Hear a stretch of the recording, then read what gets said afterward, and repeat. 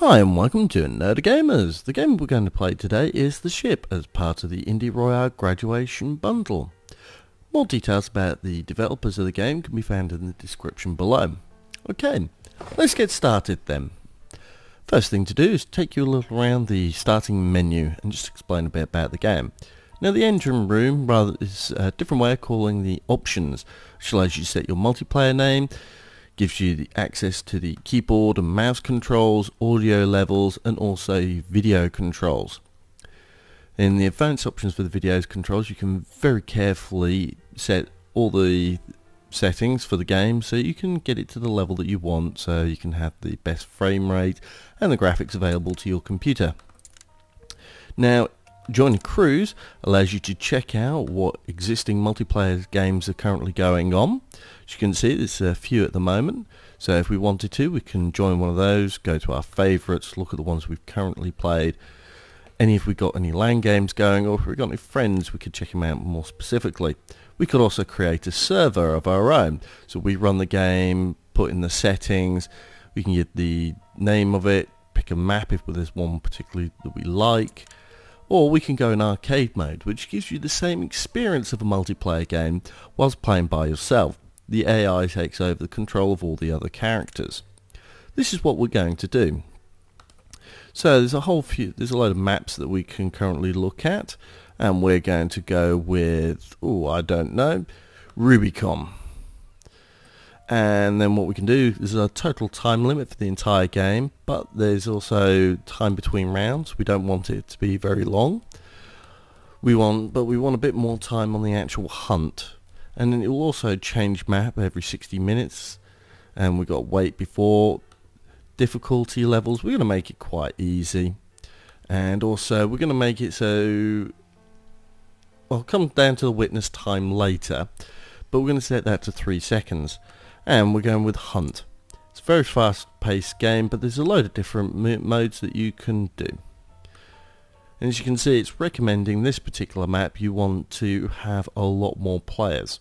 So what we're going to do is we're going to bump up the number of players to the recommended minimum of 12. Now, I'm going to skip through most of this because loading time is quite slow. So I'll see you again in a moment.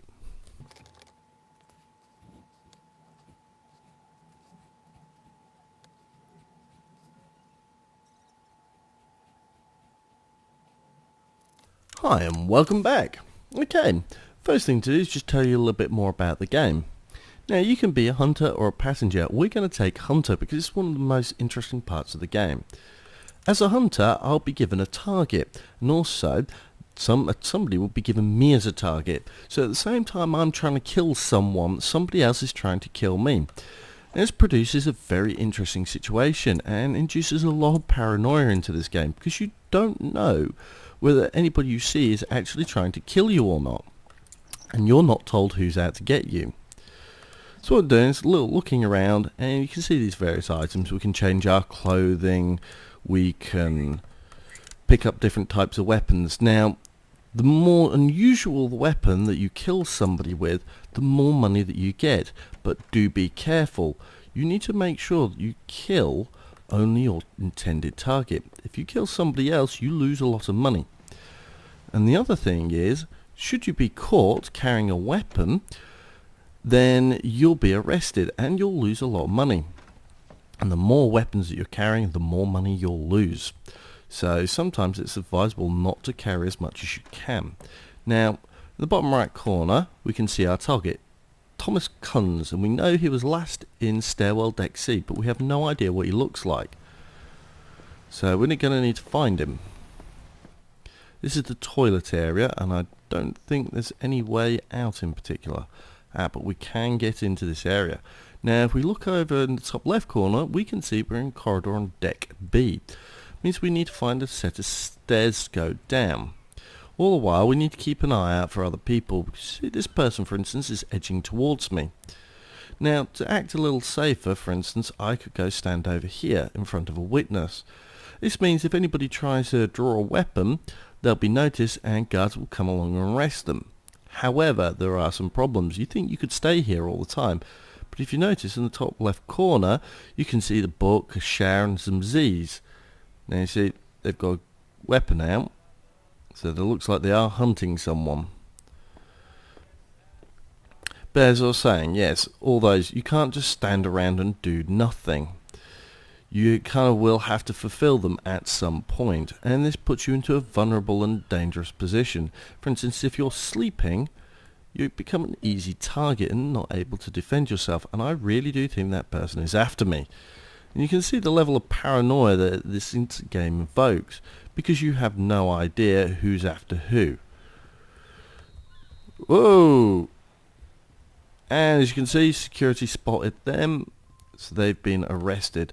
We're going to go call this lift because we're going to try and get to C. Well, who are you? That is our target.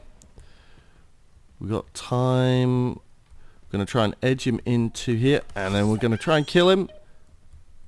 Can we get him? Yes, we got him. Wasn't the best weapon to kill him with. The one that would actually provide the most money would have been the hammer. The more unusual the item, the more money that you get. So we only got a tiny amount of money for that. We got a new target. They're currently in the brig, so we can't do much about them. So what we're going to do is going to hang around here. Just make sure that if anybody tries to have a go at us, we can stop them. Right. Okay. They're on deck D, so what we need to do is we need to go use the steps, doing a little bit of running. You can't run for too long because of stamina. And there we go, deck D. Have a little look around. We're in the 3rd class corridor. We need to find the security corridor. Vending machine. Who are you? Are you going to follow us? Now, the thing is, you might just say, oh, well, I'll kill anybody who follows me because they're bound to be somebody who's trying to kill me. Not necessarily true. Sometimes people follow you on the basis that they're just trying to make sure that you're not trying to kill them. And if you kill the wrong person, you lose a lot of money, so you've got to be careful in who you kill. So we're trying to now find the bank lobby. Now, obviously, it helps if you've learnt all the maps, because then you can find a lot shorter routes everywhere. This person is just going to run. Keep away from this person.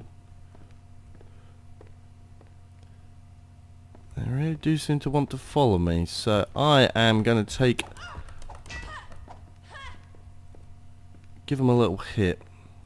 Hopefully that will discourage them from keeping closer to me. Now we haven't got much longer left. No, they've gone up to deck C, so we'll go up, have a look around at foyer. Oh, and the person we're after just got themselves arrested and fined, so it was too late, but we almost got there. Now we're getting a bit thirsty, so we need to find somewhere to go have a drink.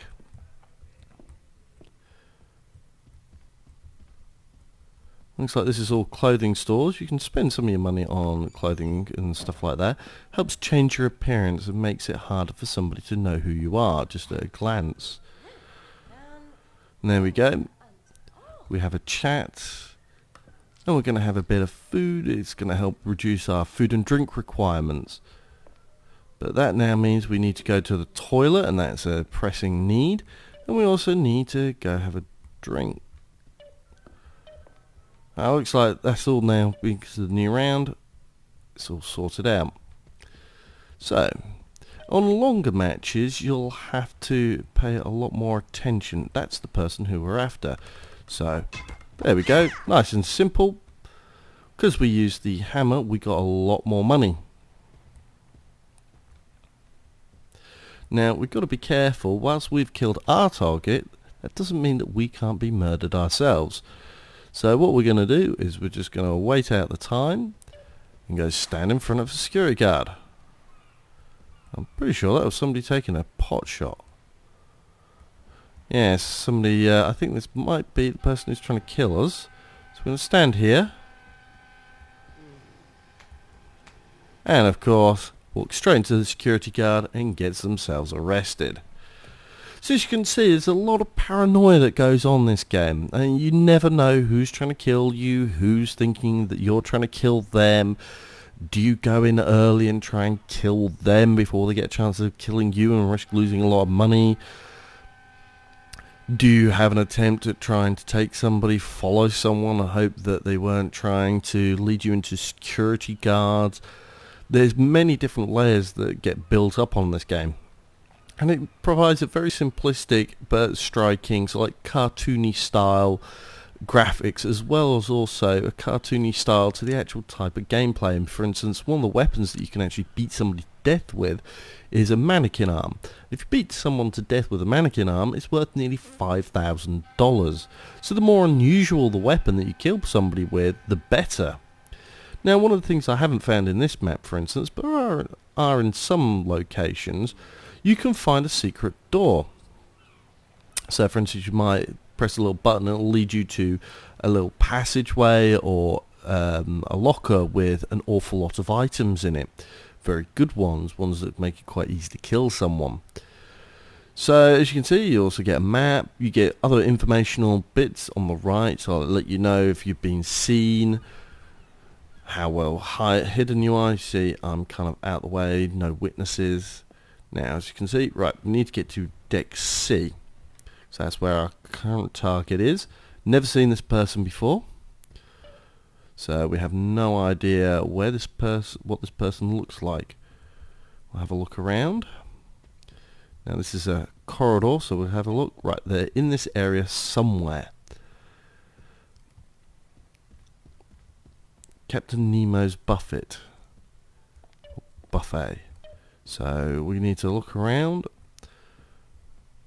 We're going to look for a restaurant of some sort. No, foyer. Aha, now. There we go. Could this be our target? No. Our target is likely this guy here. There we go. We found our target.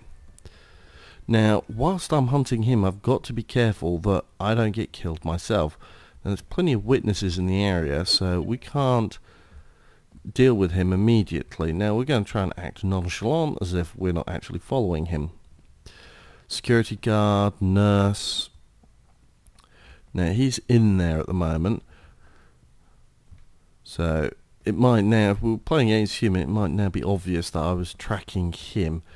So I'd kind of mill around and talk to some of these people and just try and make it look like as if I'm not actually interested in this person. So you see, now we can't attack him here, can't do much around this area. Now any one of these people could be trying to hunt me as well. So whilst at the same time I'm trying to isolate him, I've got to avoid being isolated myself. And there's just too many witnesses in the area, so probably best just to generally just leave the area. Or convince him that I have left the area. No, you see, he's just over there.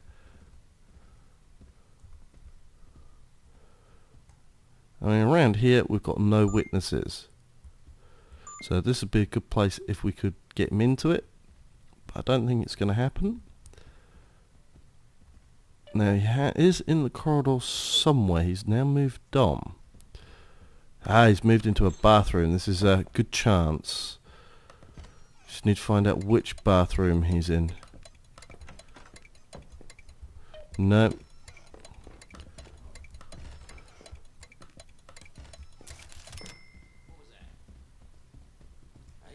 There he is. No. There's a bathroom around here somewhere. We don't have long. There he is, there he is. There's no witnesses around here. We've managed to finally get him. And if I come over here, I can search his body. You see he's got a little straight razor. He's also got some different items of clothing. For instance, I could go over, take that clothing, instead of wearing the clothes that I currently am, change my appearance. Also have a look at that. Straight razor or cutthroat razor. Yes. So that's what I've currently got prepared. The last weapon I used. Now you see, I also now need to use the toilet. So, for instance, I'll go over here. This leaves me incredibly vulnerable. Can't do anything. Of course, now I've been there, I need to go get myself clean. If I don't fulfill these requirements, bad things happen. I need to do some reading. I've got no books. So I need to go look around. He keeps following me. Don't trust him.